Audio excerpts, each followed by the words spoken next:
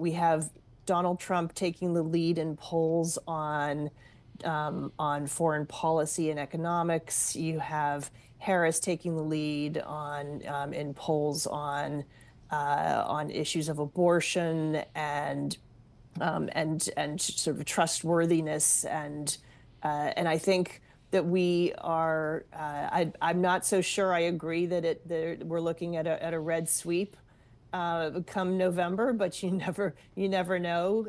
That might just happen. But I think you've got to you've got to at least give the potential that happens, and there are massive consequences if you do have Right. a red sweep. No checks and balances then. Heidi, talk to us about one of the key issues for this election, which is immigration. There's pros and cons here, I guess, to this immigration. A lot of folks are highlighting some of the economic benefits to immigration in terms of a younger workforce, and actually these folks are spending money and all that kind of thing. How do you think it should be framed out? So when I talk about immigration, it's legal immigration, and I think it's important that people understand from a macro perspective, deporting millions of people from the United States right now would be, in addition to the tariff proposals that Trump has on the table, a 1-2 punch.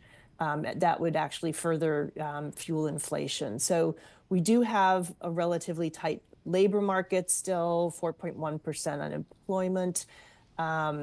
We lose workers and we lose consumers at the same time.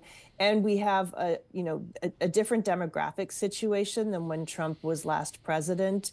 America's getting older and we actually need immigration. If it were just the policy of illegal immigration and getting tougher on the border, which I think both of them, both candidates are looking to do.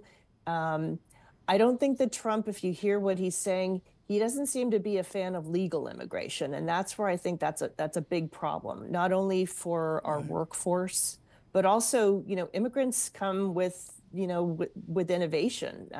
You look at the CEO and co-founder of NVIDIA. You look at the head of Google, Sergey Brin, who co-founded Google. Jerry Yang from Yahoo, and even Elon Musk. He came here courtesy of South Africa and Canada, so he's an immigrant too.